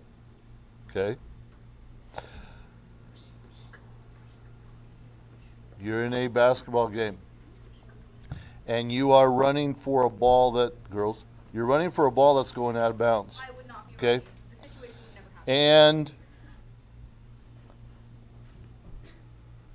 so you're going for it, and what's going to stop you? Probably either a wall or the floor or spectators sitting in their seats. Shh, girls. Spectators sitting in their seats, but there's got to be something, otherwise you're just going to keep going. Gravity can also be the outside force that's acting upon it. You got this illustration. You got the moving truck behind what are those little cars called? Smart cars. Okay? Dude, smart cars. The moving truck,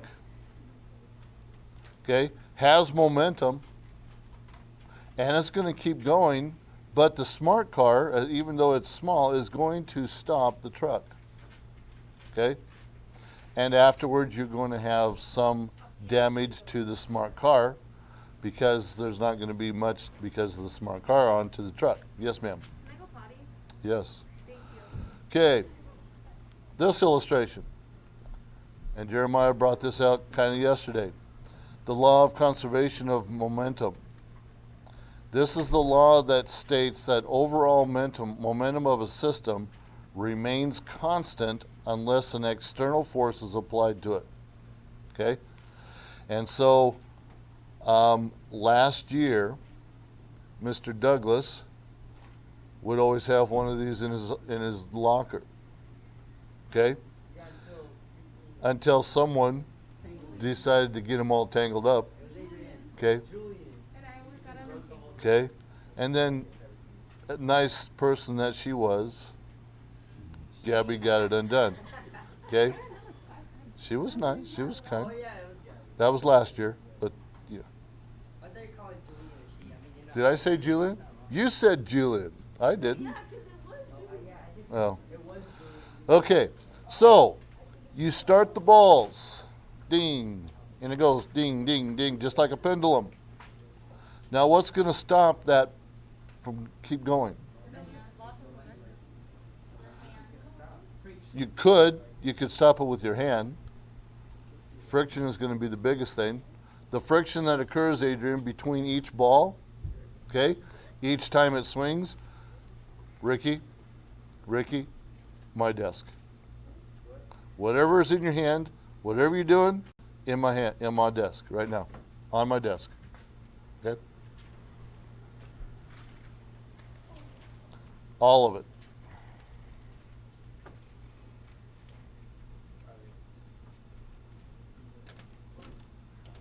That's all of it.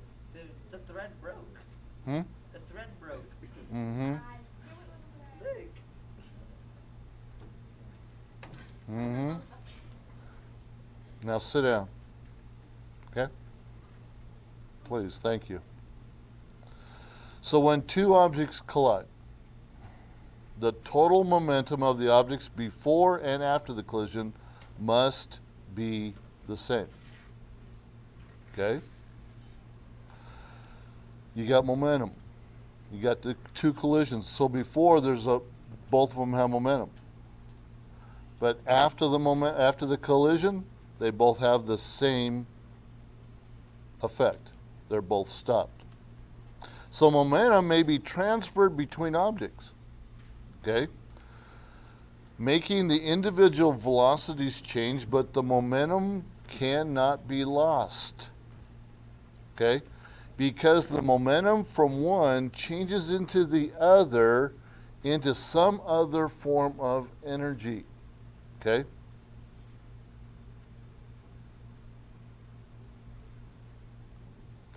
Okay. Mickey Mantle came up to the plate. Okay? And they pitched him the ball. He leaned back, stretched out, swung, hit the ball, and the ball went out of the park. Okay? The momentum of the ball coming in to the momentum of the bat going out caused the change in force from the bat to the ball to get the ball to do an 180-degree turn. Okay? That's what we're talking about here. The velocity changes. Shh, guys. There was still the same momentum coming in as it was going out. Okay? But the momentum that got changed going out, changed into the ball's momentum going out. Okay? So the energies didn't get lost, they just changed in their form. So here's the illustration. A 6 pound or 6 kilogram or 13 pound mass, like a bowling ball, traveling down a bowling lane at 10 meters per second, 33 feet per second. Okay? So here's your formula. P, power, right? Isn't P power? Nope. P is momentum. Okay? Why would you trick us like that? P is momentum equals mass times the velocity. The mass was 6.0 kilograms. The velocity is 10 meters per second.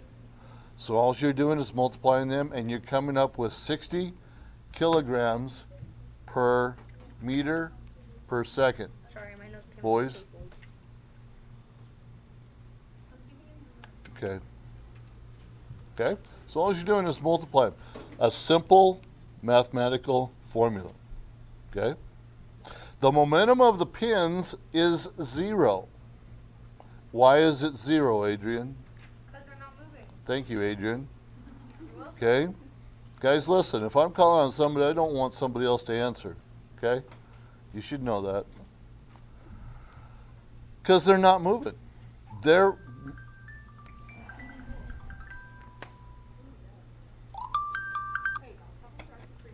Hello? I do. Oh, okay. We'll send him, yep. Just in the parking lot, driveway, what? Okay. Will do. Okay, bye. Your mom is here wanting to give you something. Okay? She's out in the parking lot or something, okay? Okay, so the momentum of the pins is 0, okay? Because they are not moving. And if Adrian, if you were looking at the slide, you would have gotten that answer like Amethyst was and did, okay? Wait, I didn't look at the slide. If the ball's speed, now get this, guys got to get this. If the ball's speed reduces to 5, okay? So it went from 10 to 5. The momentum becomes only 30 kilograms per meter per second, or times meter per second. Still forward. What happened? Can you go back to the 10 meter slide? What, 33 feet? Okay. No, you can go forward now.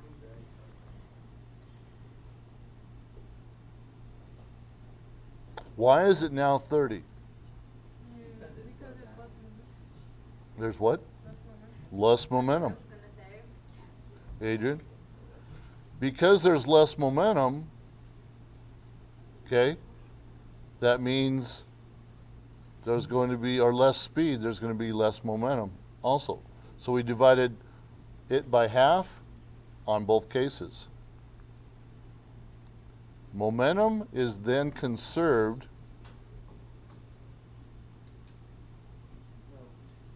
Oh, my sneeze.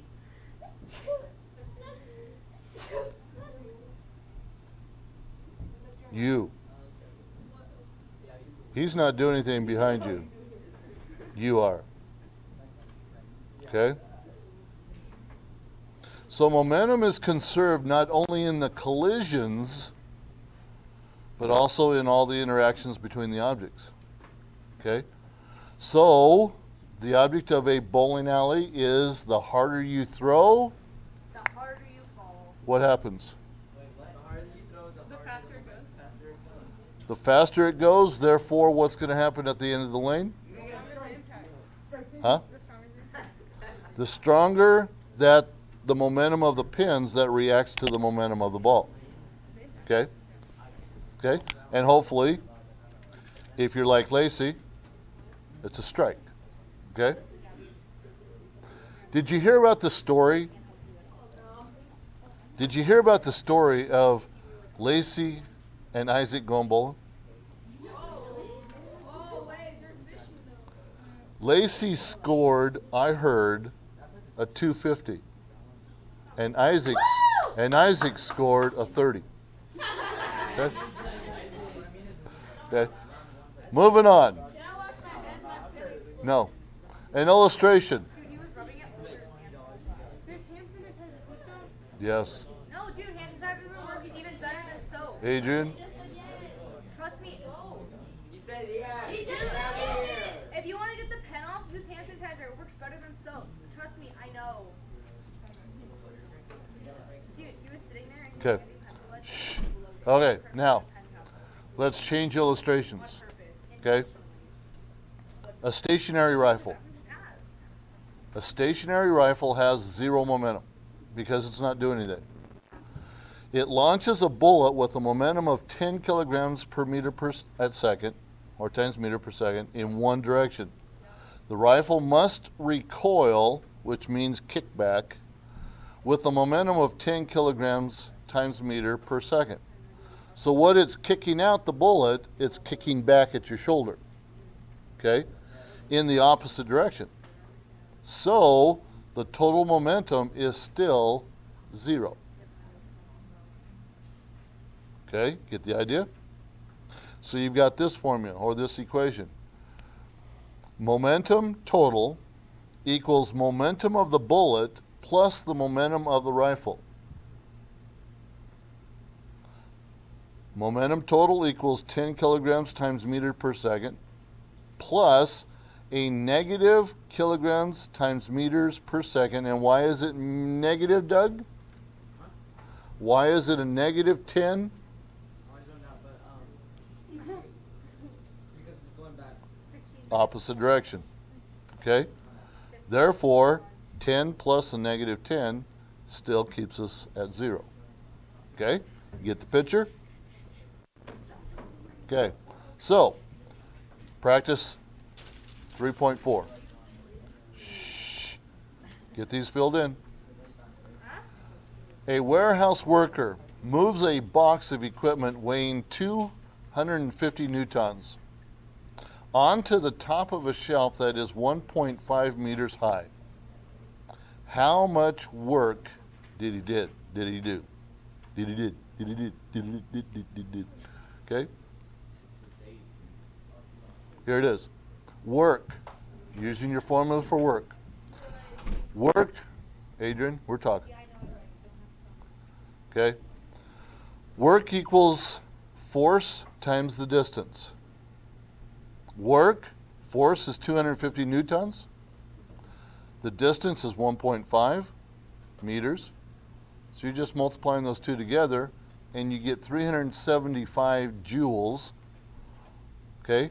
Or, since science doesn't like to deal with the half numbers or the in-between numbers, it's getting rounded off to 380 joules. Okay? Does that make science wrong? No. Yes. Okay? It just makes it a little bit more easier to work with. Okay?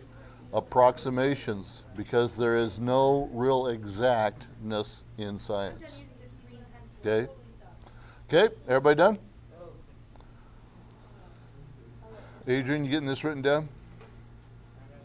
Don't lie to me. Doug? Yes. Jeremiah, take good notes for him. Okay? So he can copy them down. Be a friend. Be a good friend. Don't worry. Okay? Okay, Adam, you've missed a few things, so make sure you get caught up, okay? Yes, ma'am. Can you go bathroom? Is that what you said? Why? Douglas wasn't even on the right page. Douglas. Is this true, Adam? Kind of not. Her grandma's out of town, so it has nothing to do with her No, grandma. it does have something to do with my grandma. I don't know who I'm going to. Do it quickly, please. Okay. Just giving you a hard time. Okay. Number 2. Okay. Number 2. Shh. It says calculate how much work. Calculate how much work is done to push a stack of books across a 1.5 meter table with a force of 12 newtons. Okay? Same formula. Simple math. Quick math. Multiplication. Your 12 newtons, the force, times the distance of 1.5 meters gives you, in this case, 18 joules. Now, why they didn't round that up to 20, I don't know. But that's the answer that they gave us. Okay? Maybe it's because it's smaller numbers. I don't know. Okay? Yes, sir. What was the final step? Yeah, just rounded it off. Okay? Okay. Practice number 3. Ready? Girls ready? Girls ready? Number 3. If it took a gardener 20 minutes or 1,200 seconds to finish tilling the ground or garden, tilling means digging the dirt up, using 350 watts of power, how much work did he do? Okay? Here it is. Little bit more to this, so pay attention to the formula. Now we're talking about the momentum, the work, okay? P equals work over time. So work is 3,500 watts.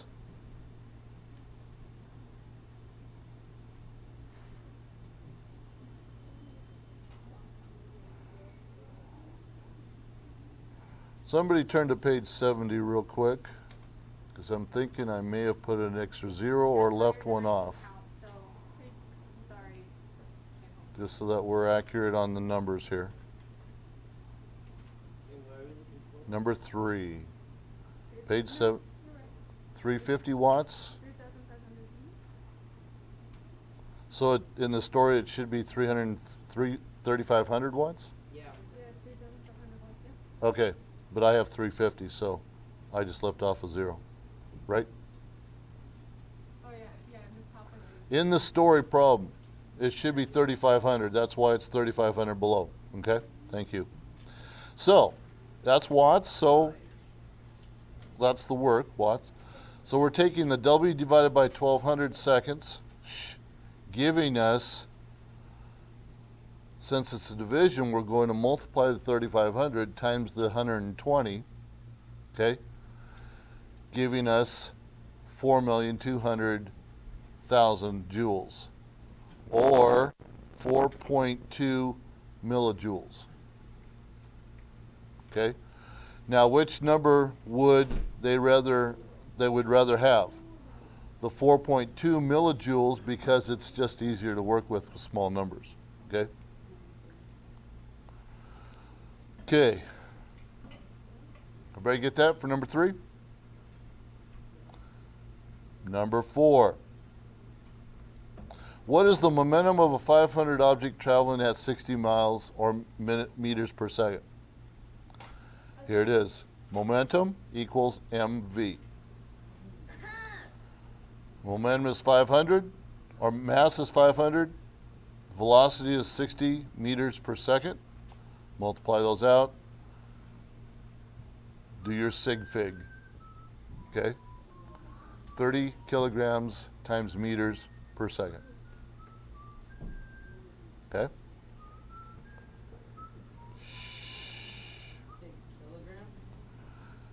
Kilograms.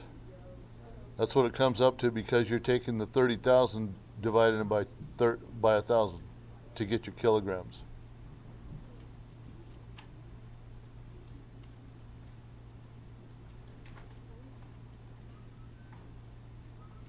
Yuvia, thank you.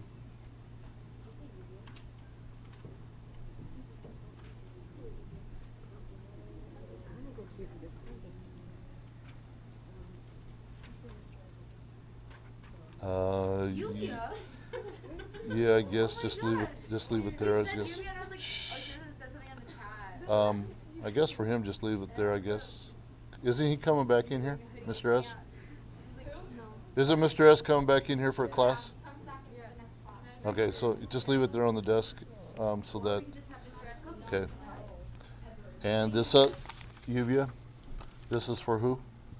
What's her name? Mrs. Coral. Okay.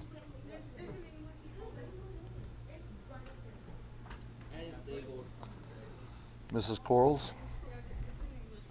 English? Okay. Okay. Shh. Quiet. Let's finish this off. Number 5. Consider a 5.0 kilogram object traveling to the right at 25 meters per second and colliding with a stationary 1.0 kilogram object. Okay? The first thing we need to ask, there's going to be 2 questions for this. What is the total momentum of the system? Shh. Okay? So it's going to look like this.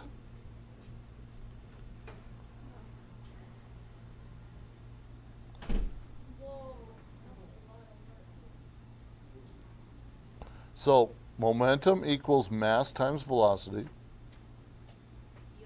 Momentum is 5 times the 25. Momentum comes out to 125 kilograms per meter per second, or times meter per second, or rounding that to 130 kilograms times meter per second to the right. Positive. Okay?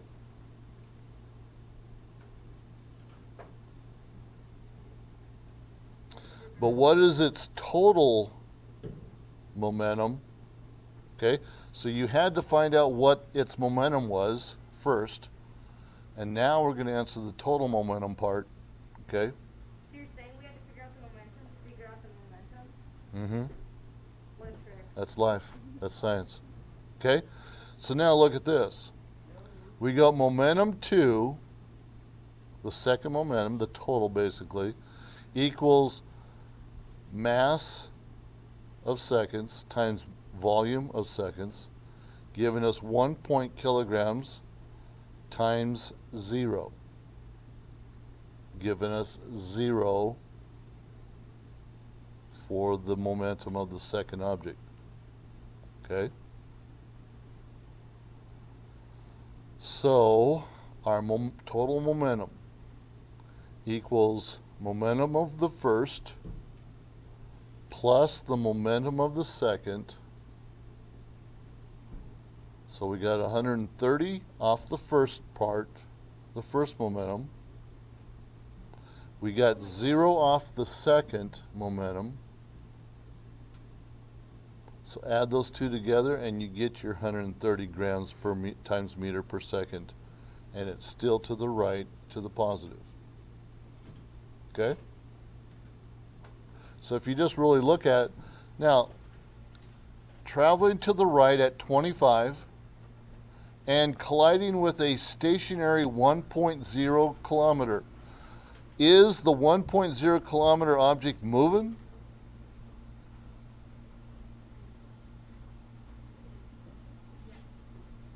Because it's still moving at 1 kilometer, so yeah. The 1.0 kilometer object is not moving. Oh wait, because the word is stationary, LOL. Okay? It's not moving, it's stationary. That's the weight of it, 1.0. Okay? So it's colliding, so we've got to figure out the momentum. We've got to figure out, hey, the momentum of the 21st object was 25 coming in. Okay? But what's the momentum of the second object, which was the stationary object? What's now going to be its momentum going out? Okay? So the total momentum of coming in to the total momentum of going out, add the two together, and that's where you get your 130. Okay? Get the idea of that problem now? Okay. Number 5, letter B.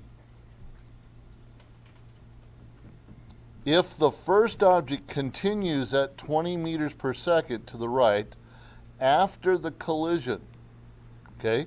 Because you know in every accident, it just doesn't stop right there, okay?